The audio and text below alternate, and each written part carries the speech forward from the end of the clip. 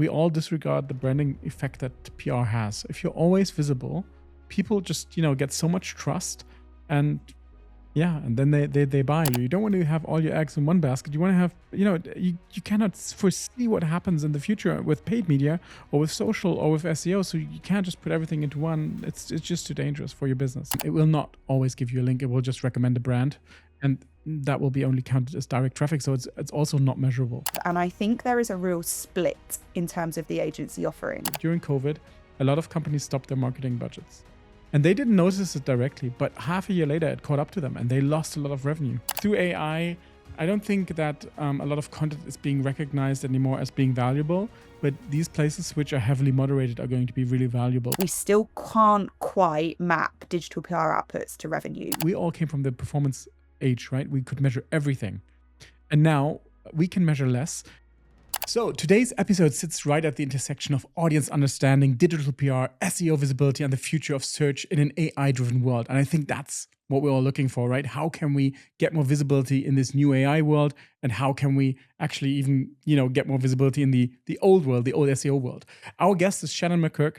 She has her own agency called Peach Communications, and Shannon has built and scaled award-winning digital PR content and functions usually as somebody who oversees everything, has the connections, all the different parts, so she understands how to create digital PR herself, but she also knows how to steer all these different parts that combine with link building and then social signals, and all these things come together in somebody who has done this for over 12 years. So she herself said she's a bit of a dinosaur in digital PR, but I don't think so. Adapting to the new AI world does not seem like a dinosaur. It more seems like somebody who's really in tune with what's going on. So this episode is recorded in cooperation with SMX Munich, and where Shannon is also speaking.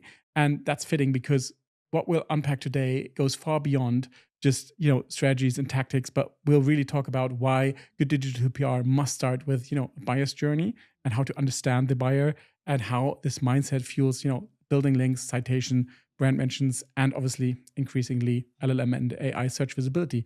So Shannon, welcome to the podcast. Wow, thank you so much. What an introduction.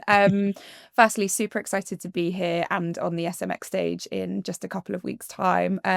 We had a conversation and it's definitely been on my bingo card in terms of conferences to speak at. So thank you for the warm welcome. And I'm really excited to unpack everything to do with digital PR. I think it's at a really, really interesting point in terms of a service offering and how it can tie into organic visibility. So hopefully your audience can take away some key insights here, and I guess some food for thought, so that when they get up for work the next day and they start to think about what digital PR can do for brands, they know where to start, they know what to think about, and they start to shift from that journey that moves beyond just link building, puts their audiences at the heart of their strategies, and ties very much into consumer pain points or desires, wants, needs, motivational points, because that is where we're seeing the most interesting developments in how digital PR can fuel LLM visibility. So yeah, very excited to be here. Thank you. Amazing. Yeah. So take us through maybe what digital PR is right now, and maybe what it was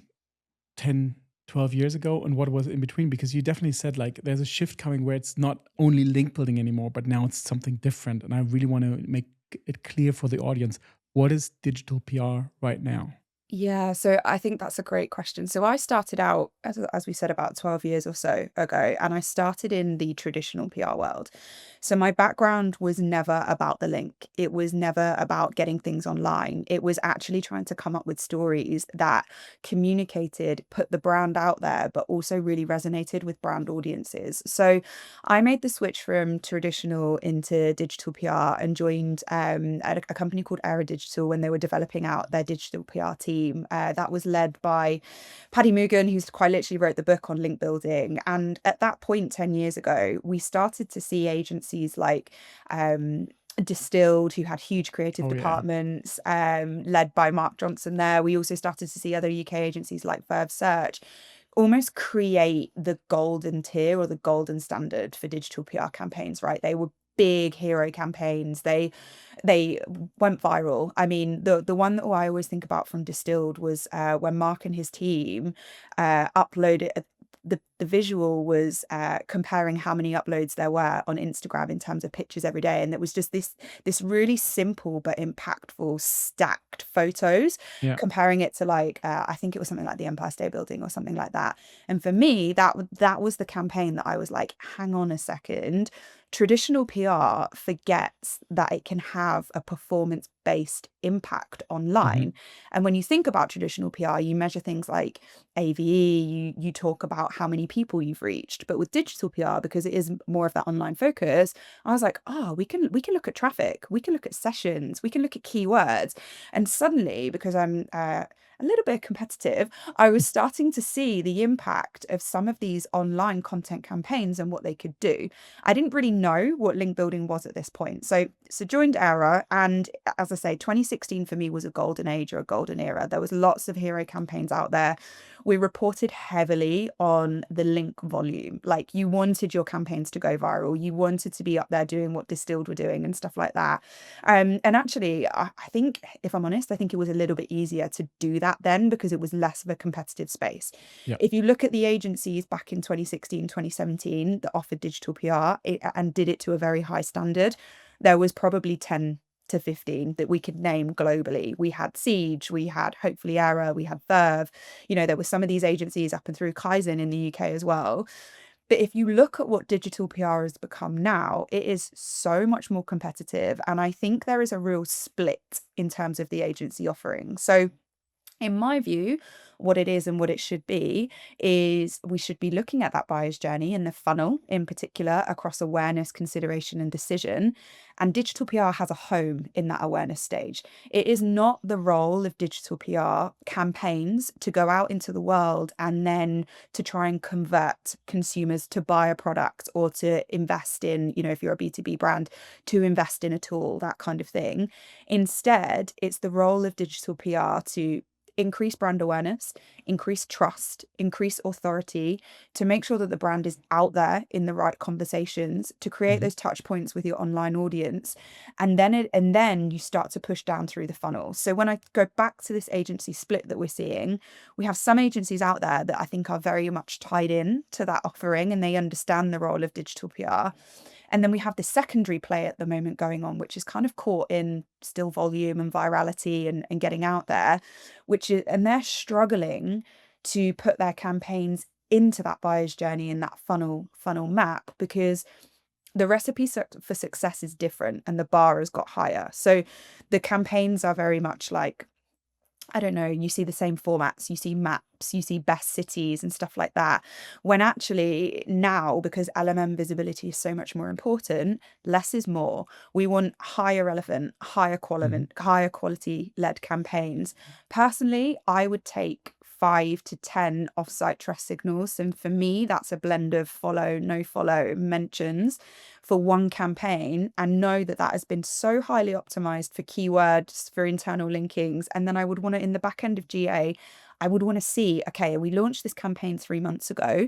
It's linked to 2 product pages. Let's just say I'm an e-com fashion brand, right? We linked out to loungewear. Okay, I can now see that loungewear is seeing a 10% increase in traffic. I can map that 10% increase in traffic back to that digital PR campaign. And by the way, it's performing so well because that category or product page has been optimized to a really good point over the last 12 months. And then you can start to see it's almost a performance driver, right? So I know it sits in the awareness stage, but over time, it's cumulative impact. Less is more, focus on quality, and you can start to unlock and talk about performance-led conversations with digital PR. So we're at a really interesting cross section, I think, with the industry. We are seeing more traditional PR agencies coming into the digital PR world because they need to be performance driven. But the one thing that I do think we still need to be quite tentative of and be very aware of is that the agencies and the consultants, the businesses out there at the moment that are saying launch X campaign for digital PR and we will put a revenue number against it, we still can't quite map digital PR outputs to revenue, because you don't see a digital PR campaign and go, I'm going to go buy that. You see 5 digital PR campaigns, you see a social post, you get the newsletter in your inbox, you flip onto Instagram. So that's a very long-winded way of saying times are different, but change is good. And I think we are becoming more performance and audience driven now than ever before in digital PR, which is really exciting. I mean, the same issue probably is for LLMs. Like if you look at Yeah. ChatGPT recommendation or Gemini recommendation, like in the chat window, it will not always give you a link. It will just recommend a brand, Yeah. and that will be only counted as direct traffic. So it's also not measurable. I think what's really interesting, what's happening in the industry is if you look back like 20 years ago, Mm, um, big paper advertisements in magazines and billboards was big, big, big. It was yeah. 95% of marketing budgets compared to Yeah. digital, obviously disregarding TV. And now it's kind of changed, right? It's the digital PR is getting way more important. But the interesting Mm, part is because we all came from the performance age, right? We could measure everything, yeah. and now we can measure less. And so we're basically getting less performance data, and the Yeah. guys who did paper are doing more digital. So we're getting together. That's really fun. Yeah, and actually, I'm seeing this more and more working with in-house teams that we're seeing traditional PR and content teams.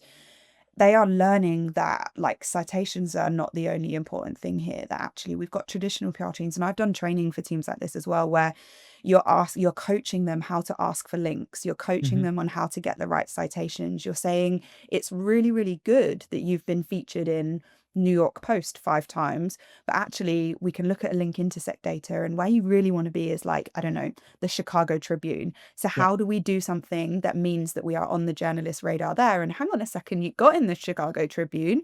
Look at what that's done for the traffic going back to that product page. And again, it's becoming full circle. For me, the teams that are running really well on an agency and in-house, but mostly looking towards the in-house, are the teams that talk to each other. The traditional PR Mhm. teams talking to the digital PR teams that actually talk to the sales teams to understand what the customers are buying, why they're buying, that then talk to the customer review teams that say, Yeah. hang on, that product needs developing again. We're not getting some good feedback on that. And it's a flywheel, right? That's the way I think about it. It's a flywheel, and everyone feeds into each other. And the brands that are going to do really well understand that they need to unlock those silos. And I think sometimes you have to have a little trust into how Oh digital yeah. PR works, right? Because Yeah. it's basically very similar to SEO, right? Yeah, yeah, yeah. So It takes time. SEO, if you want to have results within, I don't know, 2 months, you're going to be very disappointed. I mean, with digital PR, you might see some results instantly because if they post it on big newspapers, it might work directly. But I Mm, think that we all disregard the branding effect that PR has. If you're always visible, people yeah. just, get so much trust. And they come And through. yeah, and then they buy, and then that's also it's really interesting how this works. So during COVID, a lot of companies stopped their marketing budgets, and Yeah. they didn't notice it directly, but half a year later, it caught up to them, and they It was lost a a lot of problem. revenue. Yeah, Yeah. so Yeah. Yeah. Yeah. I think it's really interesting. But looking more at the tactical ways, so looking at link building and Harrow, which is obviously a more sophisticated link building technique, what do you think is happening to those right now? I think there is a place for it, because we do see the value in, broken link building, Harrow, helping a reporter out. There's also other tools like that, like we see Response Source and stuff like that, for example, in the UK. So I think there is a place for traditional PR, sorry, traditional link building, Yeah. but it needs to be part of a holistic organic search strategy. So you Okay. shouldn't, in my view, you shouldn't just be going, right, I've got £5,000 a month. I'm going to go and pay someone to get me X amount of links, because what are those links doing? Are they in the right places to where your audience is? Can you track performance back? Are they going to be causing you problems in years to come? Because let's be honest, we don't want to be doing disavow files because we Yeah. haven't got the right, spammy links and stuff like that.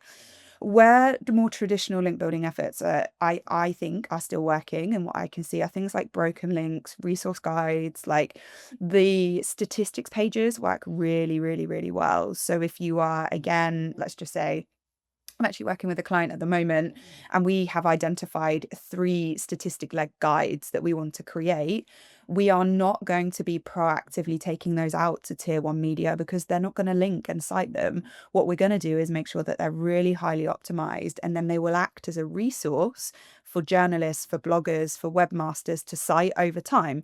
These statistics pages are rooted in traditional PR, are rooted in traditional link building, But where we see it developing now is that they're tied to audience pain points. So one of the ones that we have come up with, for example, are around virtual offices, remote work, and digital nomad trends. Digital nomad is still it's still really prevalent after COVID. People are still looking to go work in Bali and Yeah. be a coder or a web developer. So there's still a lot of value there. So I think we can take some of the learnings from traditional link building. I don't condone buying links or anything like that. I won't stand behind that. I'm very much in kind of, avoiding the black hat tactics in that sense.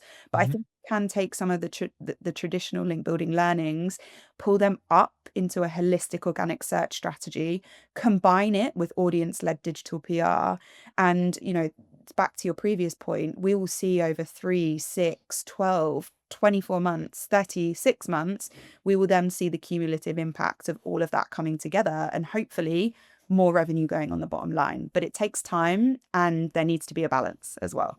Yeah, absolutely. I think for most people, it's just easier to buy links. That's why link or just to call it link building because it's something very technical from the SEO standpoint.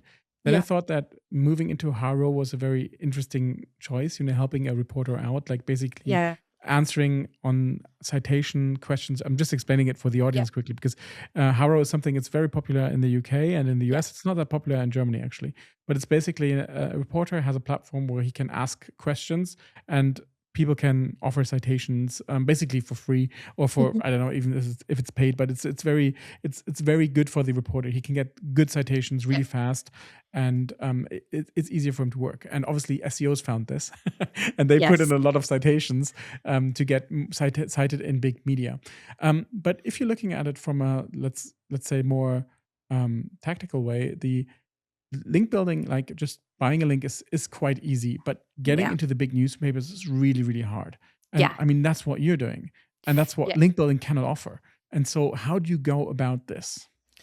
So that comes back to that storytelling. I guess my foundations of my career were also built in storytelling, right, with the traditional PR world. So I didn't know what link building was at the time. And in order to get into those tier one publications, whether it's national news, whether it's broadcast, even with some of the niches. So again, I've worked with kind of energy clients in the past, and they want to be really famous in the green energy spaces. They're really hard to get earned media and earned citations and links Oh into. yeah. You have to come back to the story that is going to create an emotional connection with the brand's audience. So you can do things like, for me, a very underutilized resource to do this is a company's internal data. So what can we extract out of the company that tells very poignant stories that then taps into cultural movements or moments? So a little bit different, but again, it's quite an interesting one.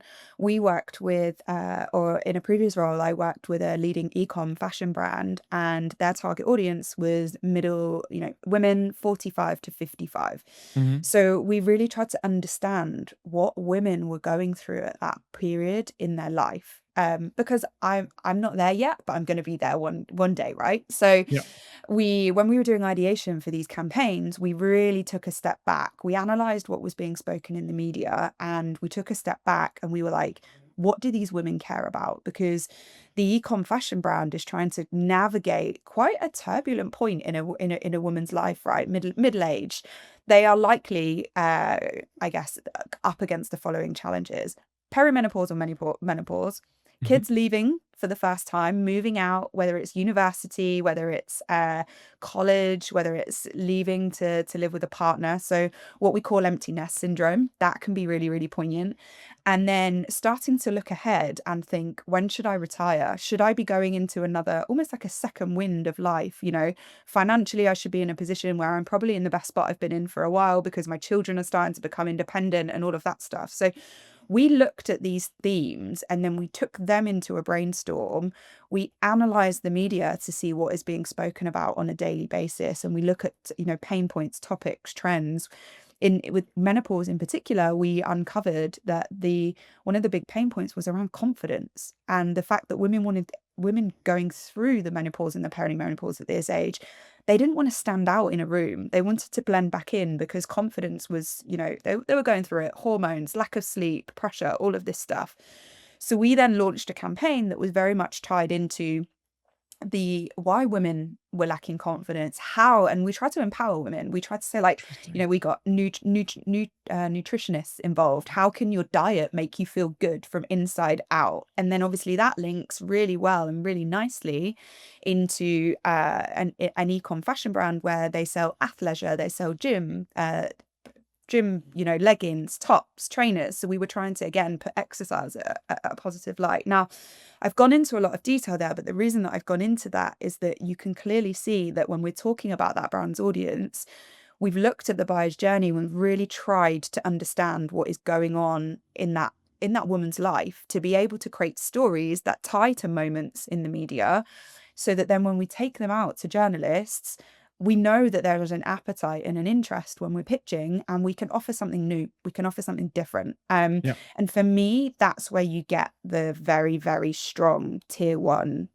pieces of coverage and mentions coming through. Like, you have to create a story that is meaningful. You can't create a story that is very, very clearly just for the brand and is self-serving.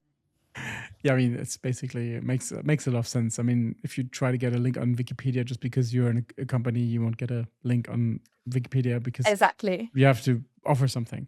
Yeah. Very interesting point. Yes, but obviously it takes much more work, and it's I'm pretty sure the cost is much higher as well. So you really have to commit to that, and then obviously it's a longer strategy. How do you approach the customer journey and the customer journey analysis when you're planning like Yeah. a digital PR campaign? Because I think this ties nicely into this, and it's obviously like changed a lot with AI now. So I think I'd really love to hear your point of view Yeah. on this. AI is actually a brilliant tool. Before you try to get visibility in LLMs, you should be using LLMs to understand your audience even more. So when we're looking at that buyer's journey, I always start with a kickoff brand immersion session. So before I go into ideation with the team, with my partners in that sense, I jump on a call with a brand or face to face in person, and we go through sales data, we go through their buyer personas, we try to move from demographics of age, location, stuff like that, and we start to think about behaviors and psychographics. And that is where LMMs, before you try and get cited in them, that's where they can really help you, because you can Yeah. prompt it, create custom GPTs to say, this is the brand I'm working with, these are their buyer personas, this is the demographic. What do they care about? What are their pain points? And then that will bring up and through, media articles, stats pages, research, medical research, all of that stuff, so that you, as an output of this immersion, you are starting to look at what your audience really care about. And when you Yeah. know what your audience care about, that's where you can take it into ideation and start to come up with campaigns that really make a difference. So now in the new world of LMMs, what I am seeing is that it is not, again, through projects, through audits that we've done, through what I call a digital PR discovery project, it is not just links that matter. Actually, tier one citations really, really matter, especially in competitive niches. So it's almost going full circle back to that traditional Yeah. PR world that I came from. But the other thing that is really important is, and again, Google has been telling us this for years, but taking that human first lens, how can reviews help us? So don't sleep on things like, getting Google reviews and stuff like that. But the two platforms that I have seen work really well with LMM citations, combined with digital PR campaigns, combined with a solid content and tech SEO strategy that pushes the website up and through, is Trustpilot in the UK. Okay. So they rank, they are very much seen as an authority. So if you are in not just the consumer space actually, but the B2B space, it is really worth looking at your Trustpilot profile and seeing how you can optimize that, because that is often pulled up and through. Again, just a very quick example, leading comparison site in the UK that I've worked with historically, again, in a previous role, one of their biggest search terms is broadband. So like if you are going to ChatGPT or Gemini and typing in like, what are the best broadband deals, you are seeing that news articles are coming up and through, but you're seeing Trustpilot come up, and they're starting to rank products and give feedback on product from reviews. So Trustpilot is really, really important. The other one that I'm seeing, and this is a hot topic at the moment, is Reddit. Now, Yeah. Reddit in the digital PR world is we're still understanding how to tap into that, right? Because the Reddit community is strong. The conversations are passionate, and it is very, very, very clear where I think when a brand seeds in their product in a Reddit thread, like you need to create something or have a product that is worthy of a conversation that isn't Yeah. self-promotional. I'm still learning. I'll be open. I'm still learning about the intersection of Reddit and the world that digital PR can come in together. But we are seeing more and more that Google is relying on that because humans are talking about it to come up and through in LLM citations as well. So I guess what I'm trying to say is you can't just invest in digital PR and think that you're going to rank well in ChatGPT and Perplexity. You need to look at the full product spectrum and think, how can my reviews help here? What are people talking about online that is related to my product or offering? How can I make it the best that it possibly can be? Because the world is still evolving. And just as we get used to change with LMMs, something changes again. Yeah, that's so true. No, Reddit is really, really interesting platform, and we've been working with Reddit for some time now and been optimizing the Amazing. citations on Reddit, and it works really well. So Yeah. it doesn't work for every industry, obviously, but if you're No. in an industry that's being talked about, then it makes a lot of sense. Yeah. So that's really interesting. And one of the really interesting parts is Dig. DIGG just launched Yeah. again, and they'll be a new competitor to Reddit. It will be interesting to see how that then is pulled up and through as well, right? But I have one question. Do you have a Yes. dog? I do. I have an English bulldog, and can you Yeah, hear? I can hear a little bit snoring in the background. He's like, he's having a really good sleep, I Do you think. want me to kick him out of the room? You don't need to kick him out. Just give him a nice pet, and that everybody in the audience knows that Oh, we have Hudson. a cute dog who's Oh, bless who's him. having He's a fast great day. asleep. He's an old Yeah, man, so it's quite a running joke. I'm so used to him snoring, that's why I've got my headphones in. yeah. But I've got a chair here and he's fast asleep. Bless him on the chair. Sorry. No, I just wanted the audience to know because I was hearing it at the beginning a little silently, and I was thinking like, could this be a Snoring. dog? And then now Yeah. I was like, okay, he's deep asleep, and it's a dog for sure, just so that Yeah. everybody knows what it is in the background.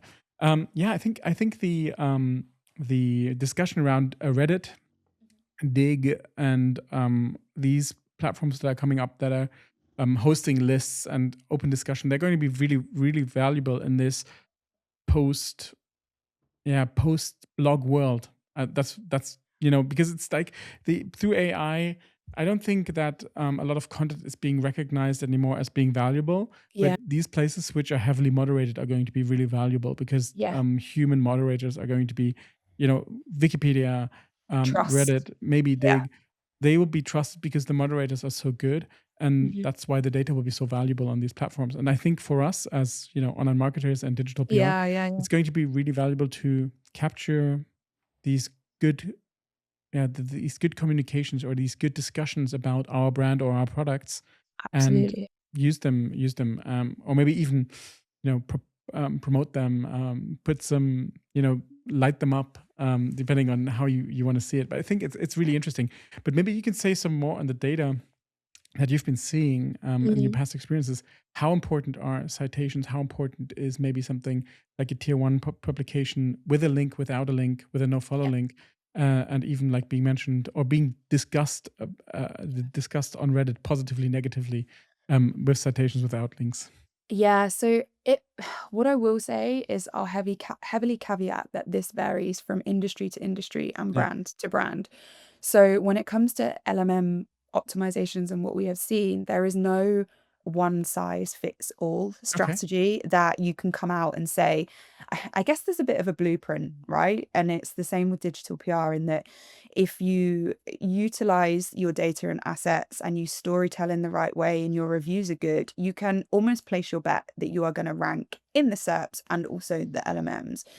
Where I think we're getting a little bit tripped up at the moment is the over optimization for LMMs, because really where we need to check ourselves is that a lot of the LMMs are still relying on Google to pull that Oh up yeah. and through, right? And I think sometimes brands are forgetting that. So what we want to see is make sure your digital PR and SEO foundations are really strong. Do all of the things that you would keep doing, and then your LMM piece naturally will dovetail.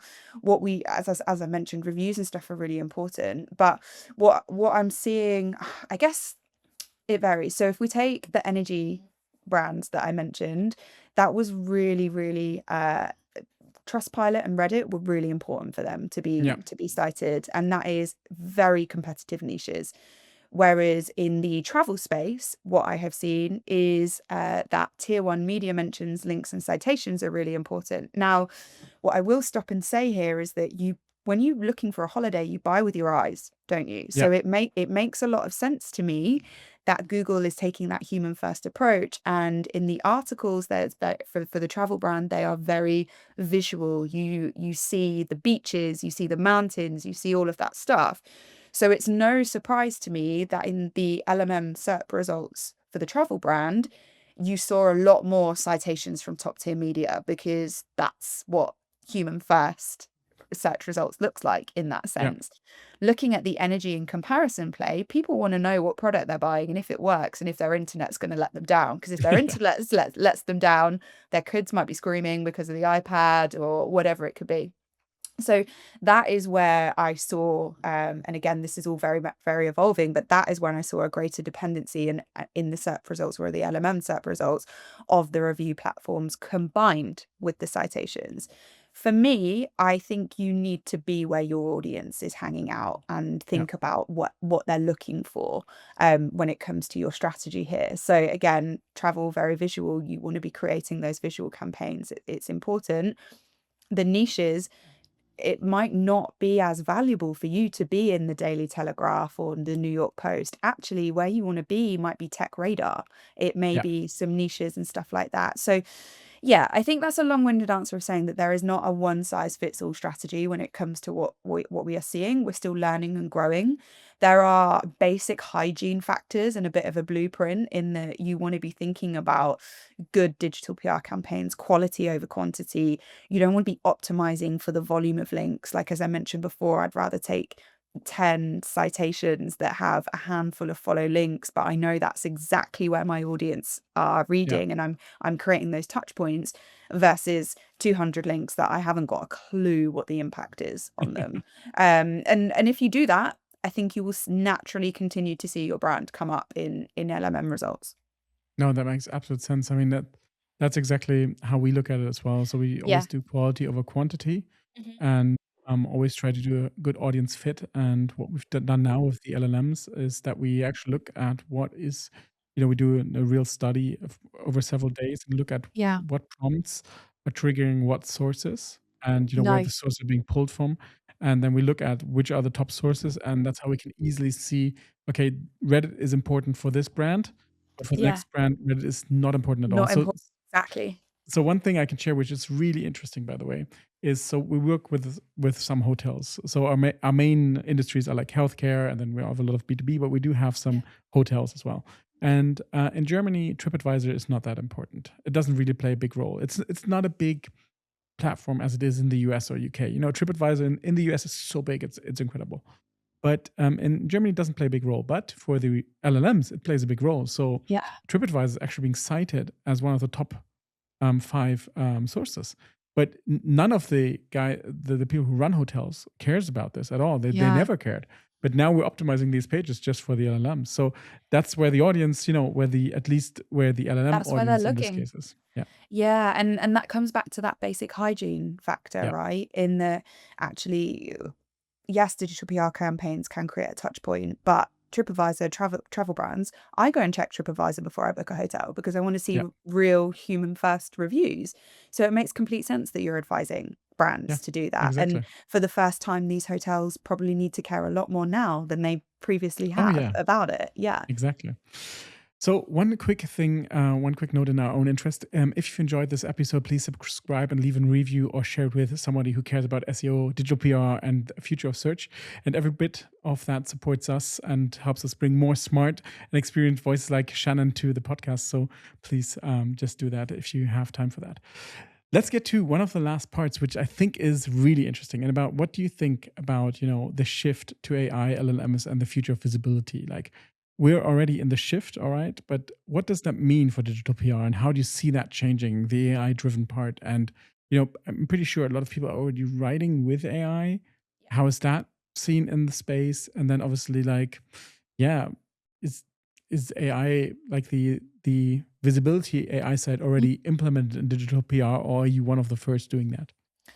I don't think I'm one of the first. I think there is a few agencies, consultants out there that are singing off the same hymn sheet as me, right? We Yeah. shouldn't be over optimizing to make sure we're ranking in these LMM or these large language models. We want to take a step back. We want to make sure that our digital PR foundations are in place, because then we should naturally come up and through. In terms of what the future looks like and the direction of travel that we're going in, I think there is going to be a greater cross-section of traditional PR, branded content, branded communications, digital PR, and SEO all coming Hmm. together.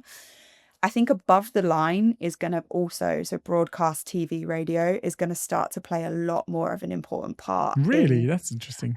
again, coming back to one of the studies that I've done in the competitive spaces with these comparison sites.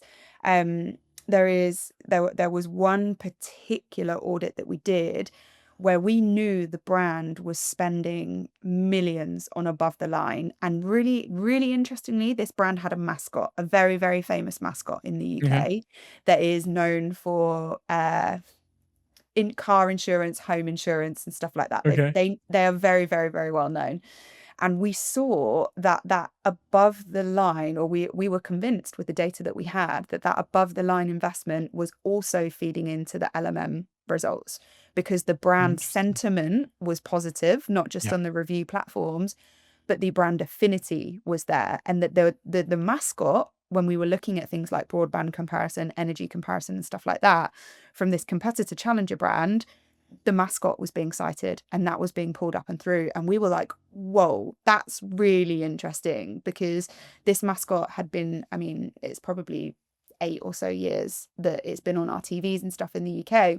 Nice. So for me, my eye and my head is going there. Like, how is above the line, how is television, how is broadcast going to start to play a factor into LMMs as well? And is it going to influence? It might not, but in some early audits that I've done in competitive niches that are consumer focused and consumer facing, there was definitely, like, I want to say, a nod to it. So if I Interesting. was if I was a CMO looking at LMMs, the future of search, the future of digital, how all of this stuff comes together, right? Because it's a CMO that has to look across all of these platforms and decide investment. I would be pulling my team specialists into a strategy session, and I would be doubling down on holistic campaigns. So campaigns that aren't just built for digital PR, but campaigns that can actually be taken into the broadcast world or radio days, campaigns that can go into newsletters and our CRMs and get the nurture and lead cycle going, campaigns that look to SEO and think, actually, how do we optimize that product page a little bit more? So I think the brands that are going to win in the new LMM focus world, that are already investing in digital PR, start to look across that full marketing spectrum and see what can be done to continue to evolve and grow into the search space. I mean, it's really interesting, right? If you look at it, I think that traditional TV has definitely not gotten more expensive on the advertising side because there's a little less viewers. But I don't think I won't say it's cheap or anything, right? It's not like No, the no, biggest no. opportunity, but it's definitely not grown because I remember times when every year it would get more and more expensive. And Yeah, now I think it's kind of like settled somewhere because of the yeah, user interest losing. But what we've seen is, which is also really interesting, is that the LLM, obviously in a deep research mode, yeah. will go through YouTube videos and will go through Instagram YouTube channels and Shorts. everything. Yeah. Yeah, Yeah, yeah, everything. yeah. Yeah, So YouTube advertising, YouTube Shorts, I've seen that be pulled up and through as yeah, well.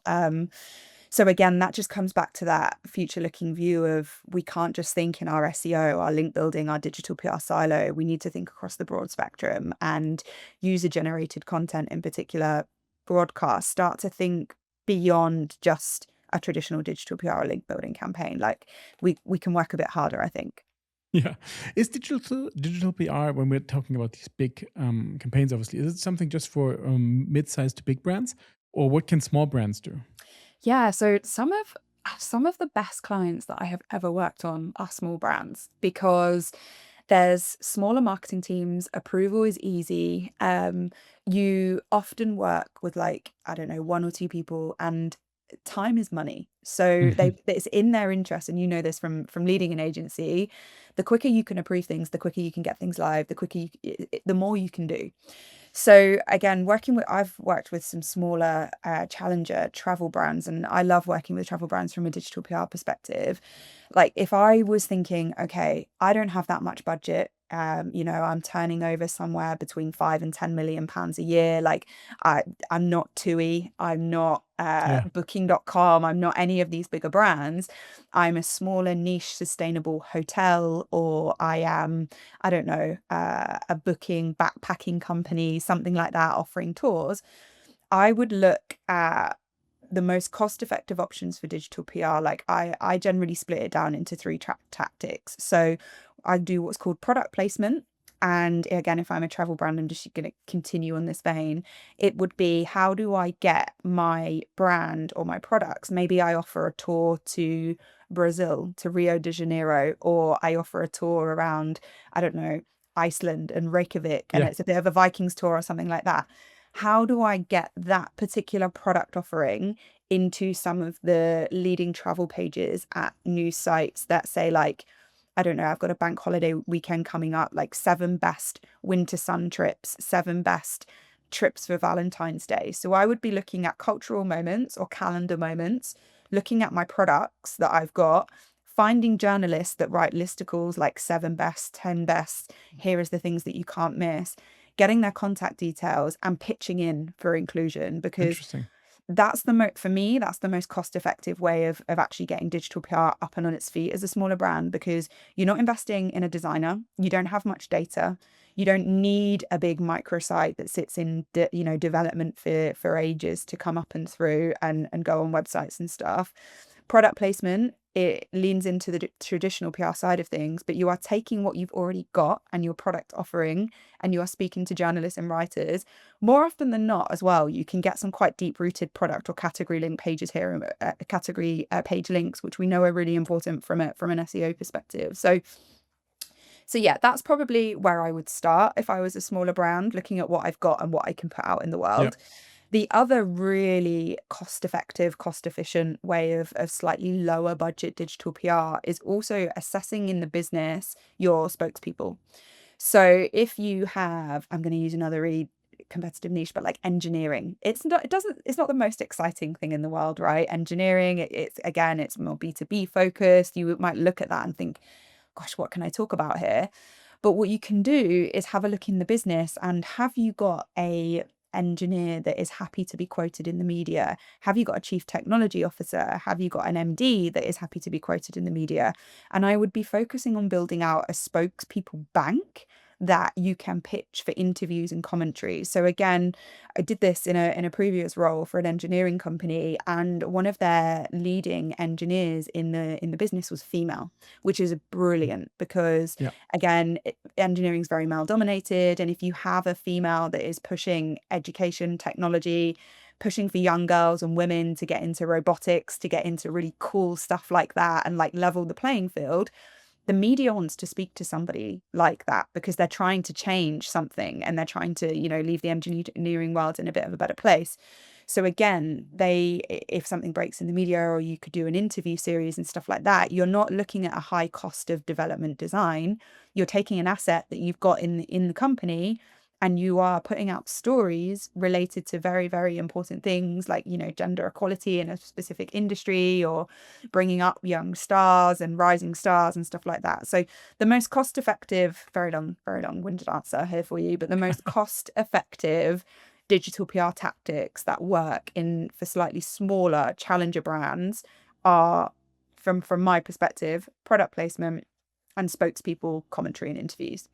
Nice. Thank you so much. And yeah, let's talk a bit about your SMX session. What can people expect? What are you going to talk about? What is it going to be? And Yeah. yeah, that would be interesting because I Yeah. think going to SMX is really, really cool. And seeing you speak there and being able to talk to you in person, ask questions, follow up questions, is going to be, amazing. Yeah, I'm really excited about it, and I've been working on the presentation in the background as we all do when we do conference talks. So I'm going to be explaining a lot. It's kind of, there's 3 parts to the story that I want to tell. So there is going to be quite a big light on how digital PR is changing, and how we need to not just think about it from a link building perspective or an LMM perspective. Everything that I want to showcase on stage starts with the buyer and the buyer's journey. So part one is understanding what you can do to map out that buyer's journey and how you really understand those all important audience pain points and stuff like that. Because when you know your audience and what they want and where they're hanging out, and you're utilizing data internally to map their buyer persona profiles out and their buyer's journey, you are then going to have a greater chance of creating campaigns that are at the top of that funnel in that awareness stage. So phase one of the presentation is the importance of that and why and how you can do that. So giving some practical tips and a bit of a framework so that you can go and do that. Phase two is why that's important and some of the results that we're seeing and why that's Nice. important in a world of LMMs. So again, Google's been telling us for years that we should be human first and we need to Yeah. make helpful content, and it all needs to come back to our audiences. So how can you utilize your buyer personas and your buyer's journey to go into ideation, and what is the positive impact of that on a given industry? Again, trying to give some very, very practical tips and case studies on how we've seen it work. And then the final part is very much future proofing and looking ahead. So you've probably noticed a theme of what I've spoken about today is that I focus very much on relevancy, quality, the brand impact, like looking ahead, how we can make sure that we are setting KPIs and having the right internal conversations with stakeholders and brands and stuff like that to ensure we know what good looks like. Now, good for an energy brand is going to be very different for good for a travel brand. And what we shouldn't be doing is pinning revenue to these success metrics and stuff like that, because we know digital PR is not like paid media. You can't chuck 50 grand in and get 100 back. Yeah. We want to be managing expectations. We want to be setting the right standards. I actually have a really good KPI framework that I want to share in that last part of the session. Yeah. That allows us to measure and think about not just links, but citations and social shares and stuff like that. And it's a bit of a methodology for not proving the value, but showcasing the broader impact of digital PR itself. So it's a 3-part journey, and I'm very much looking forward to, I guess, taking the audience on that, but also sharing some learnings of where it hasn't worked so that people can learn from my mistakes and go, actually, that might not work for me and stuff like that too, right? Because marketing isn't an exact science and we have to test and learn to get it right. Yeah. And I think if you are willing to invest in digital PR, as you've said a good few times, it is expensive. You don't see the results straight away. You need to know what you're going into before you do it. Amazing. Thank you so much. And just one last note on paid advertising. You chuck 50K into paid advertising, you usually only get 10K back. So Very it takes, it's not always you get 100K back. But yeah, of course, optimized campaigns can work, but it's the same for every campaign. Yeah. It's just, it's the same discussion we always have, like with SEO clients. They're like, oh, SEO takes so long. And then we say, yes, it takes long, but then it sustains longer as well. Then they say, yeah, but can you guarantee an outcome? I'm like, I cannot guarantee an outcome, but we can do the best of our knowledge from the 15 years of experience we have. And then they say, yeah, but with paid media, I get a guaranteed outcome. And they say, no, that is absolutely not true. You'll test for $1,000, then you'll test for $5,000, Yeah. and you'll have zero, and then you'll test for $20,000, $30,000, and maybe then you're getting somewhere to a black zero. You're getting somewhere where you break even, but that doesn't mean that it will continue. And then the crazy part about it is, you found out at 30,000 how to make 30,000 into 50,000, but this does not mean you can make 100,000 into 200,000. It breaks again. So it's kind of like paid media is its own challenges, like digital PR and SEO.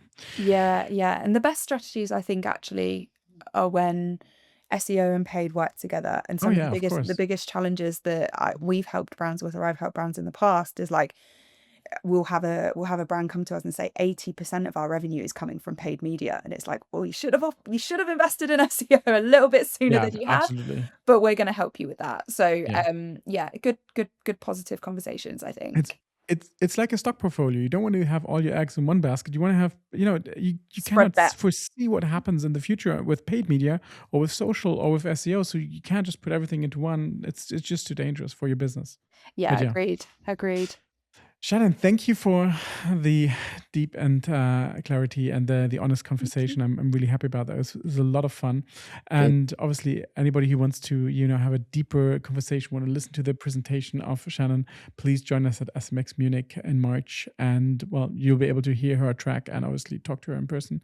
And otherwise, if you want to reach out, Shannon, where can people contact you? What's the best Yeah, place to contact you? of course. Probably LinkedIn. So you Yeah. can search me on LinkedIn, drop me a message with any questions. I'm more than happy to. I love talking about digital PR, so I'm more than happy to help with any initial questions and challenges like that. So yeah, if you just look for me, Shannon McGuirk, you'll find me. Thank you so much. And thank you for listening to our special episode for the SMX from the Marketing Meets Technology podcast. And see you all in the next episode. Take care. Thank you so much.